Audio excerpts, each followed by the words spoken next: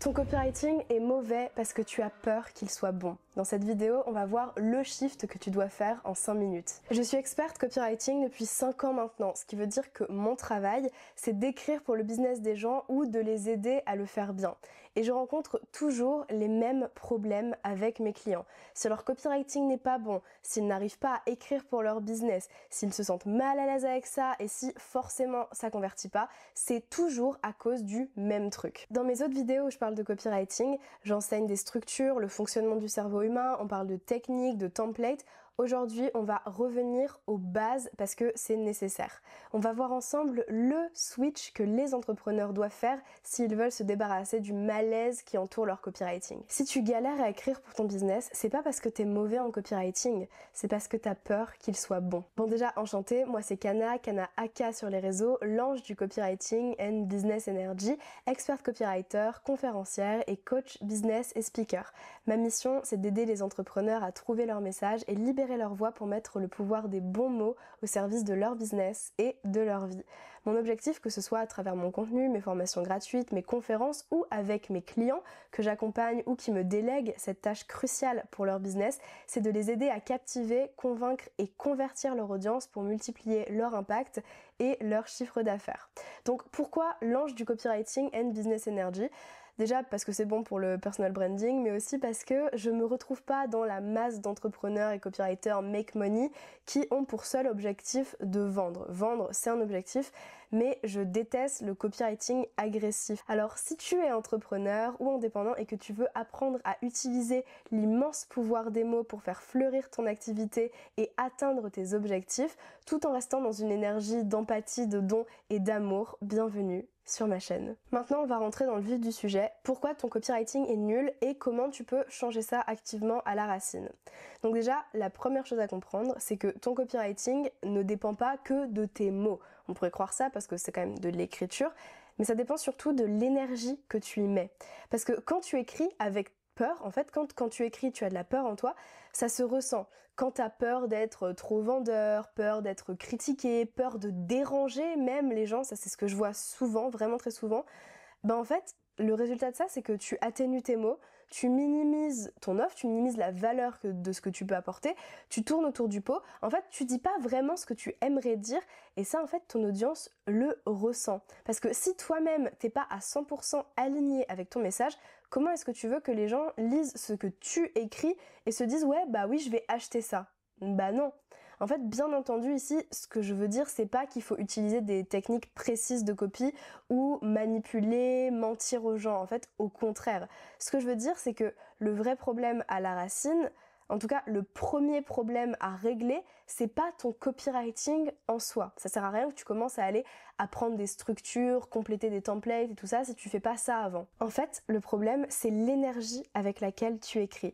Et mon but aujourd'hui, c'est de faire en sorte de changer ça pour toi en te faisant faire l'exercice que je fais faire à tous mes clients en début d'accompagnement, à tous mes clients en début de formation et à tous les gens que je forme par exemple en conférence. C'est l'exercice que je fais faire au début de toutes mes conférences sur le copywriting parce que c'est trop important. C'est parti pour le shift que tu dois faire pour devenir bon en copie, le shift énergétique. En fait, l'énergie que tu mets dans ton message, c'est ça que les gens vont ressentir. Si t'écris en étant toi-même, si quand t'écris, t'es devant ton clavier et que t'écris depuis un endroit en toi qui est dans le doute, qui est dans la retenue ou qui est dans la peur, les gens vont le sentir et ils vont douter avec toi. En fait, ce que tu émanes quand tu écris, c'est ce que les gens vont ressentir. Donc si tu écris dans le doute, tes gens vont ressentir doute. Par contre, si tu écris avec alignement, avec conviction, avec clarté, bah les gens vont le sentir et pareil, ils vont être attirés naturellement. Donc en fait, la vraie question à te poser, c'est pourquoi est-ce que tu écris ? C'est quoi le but de ton message ? Parce que tu n'écris pas pour toi. Tu écris pour eux. En fait, ton copywriting, c'est juste un pont entre toi et les gens que tu veux aider. En fait, le problème que la majorité des gens que je coach, la majorité des gens que j'accompagne ont, c'est que quand ils écrivent, ils se demandent comment est-ce que je vais être perçu par les gens quand ils vont lire. Quel impact est-ce que ça va avoir sur moi? Alors que en fait, bon, si t'as déjà regardé plusieurs de mes vidéos, tu vas en avoir marre que je te dise ça, mais c'est vrai, si le focus de ton business c'est toi, bah c'est un problème. C'est important de parler de soi, de cultiver son personal branding, ça c'est sûr, mais même en parlant de soi, en fait, le focus c'est pas comment je peux faire en sorte d'être bien perçu et d'être mis en valeur. Le focus, c'est comment est-ce que je peux me positionner comme un guide pour mes clients, comment est-ce que je peux les rassurer, comment je peux créer du lien, comment je peux les faire se sentir compris, comment je peux cultiver une relation avec eux. Si ton focus quand tu écris pour ton business, il est dans le jeu, c'est ça ton problème. L'exercice que je fais faire à tous mes clients et à toutes les personnes que je forme en conférence, en fait, il est super simple. Je vais t'inviter à prendre un carnet, de préférence avec un stylo, ou alors si jamais t'en as pas, tu peux utiliser ton téléphone, mais c'est quand même mieux, je trouve, de l'ancrer sur du papier. Je trouve que ça a plus de pouvoir et c'est un peu plus ancré dans la réalité. En tout cas, c'est ma perception. Mais bref, prends un carnet ou ton appli de notes et réponds aux 2 questions suivantes. La première question, c'est: quand j'écris pour mon business, je suis au service de mes clients parce que... Par exemple, quand j'écris pour mon business à moi, je suis au service de mes clients parce que je vais les aider à gagner plus d'argent, je vais les aider à avoir un meilleur impact sur le monde. Et en fait, quand j'y réfléchis, mes clients à moi, c'est beaucoup des coachs, c'est beaucoup des entrepreneurs qui apprennent aux gens à faire d'autres choses. Donc quand j'écris pour mon business, non seulement j'écris pour le bonheur de mes clients, leur liberté financière, gagner plus de temps, passer plus de temps avec leur famille et tout ça, mais j'écris aussi pour les aider à changer d'autres vies. Donc je crée un cercle de positivité. Moi, c'est pour ça que j'écris. Mais toi, c'est pourquoi que t'écris pour ton... Quand t'écris pour ton business, tu es au service de tes clients. Pourquoi? Pourquoi est-ce que tu veux transmettre ce message? Pourquoi est-ce que c'est important pour eux? Comment est-ce que tu peux les aider vraiment? En fait, quand tu réalises que tes mots, ils sont pas là pour vendre, mais pour aider, c'est littéralement là que tout change, parce que j'en parlais de ça dans ma vidéo qui s'appelle Arrête de vendre, si jamais tu veux approfondir le sujet. En fait, il faut laisser tomber la peur d'être vendeur, de paraître vendeur, de déranger les gens et être simplement dans l'énergie de service. Aujourd'hui, comment est-ce que je peux rendre service aux gens? Et il y a eu un vrai shift quand j'ai commencé à appliquer ça, par exemple à mes appels de closing. Quand je suis en appel avec quelqu'un et que je veux que cette personne devienne mon client, je suis pas en mode comment est-ce que je peux faire en sorte que cette personne devienne mon client, comment faire en sorte que cette personne me donne de l'argent. J'arrive dans l'appel en mode ok, comment est-ce qu'aujourd'hui moi je peux me mettre au service de cette personne? Et là, tout devient naturel, tout devient fluide. Bref, la première question du coup c'était: quand j'écris pour mon business, je suis au service de mes clients parce que... La deuxième, c'est: quand j'écris pour mon business, je veux transmettre une énergie de... et je veux que mes prospects se sentent. Par exemple, quand j'écris pour mon business, je veux transmettre une énergie douce. Je veux transmettre une énergie de bienveillance et j'ai envie que mes prospects, ils se sentent accueillis, j'ai envie qu'ils se sentent en sécurité. Mais il y a des gens qui sont pas du tout comme moi. Il y a des gens, par exemple, j'ai un ami entrepreneur, quand il écrit pour son business, il veut transmettre une énergie de puissance, de conquête. Il a envie que ses prospects, ils se sentent challengés, qu'ils se sentent motivés, qu'ils soient dans vraiment, qu'ils aient la niaque, quoi, qu'ils aient envie d'y aller. Alors que moi, c'est un peu plus dans la douceur, dans se sentir accueilli, dans la sécurité. Chaque business a une énergie différente. Et en fait, ton audience, elle capte ton taux vibratoire. Si t'écris avec une énergie de manque, ils ressentent le manque. Si t'écris avec une énergie d'abondance, ils ressentent l'abondance. Donc avant d'écrire, recentre-toi. Prends un moment pour te reconnecter avec ton intention profonde. Un petit rituel que tu peux appliquer avant d'écrire, c'est par exemple, ferme les yeux, respire profondément, ressens l'énergie que tu veux transmettre et écris dans cet état-là d'alignement.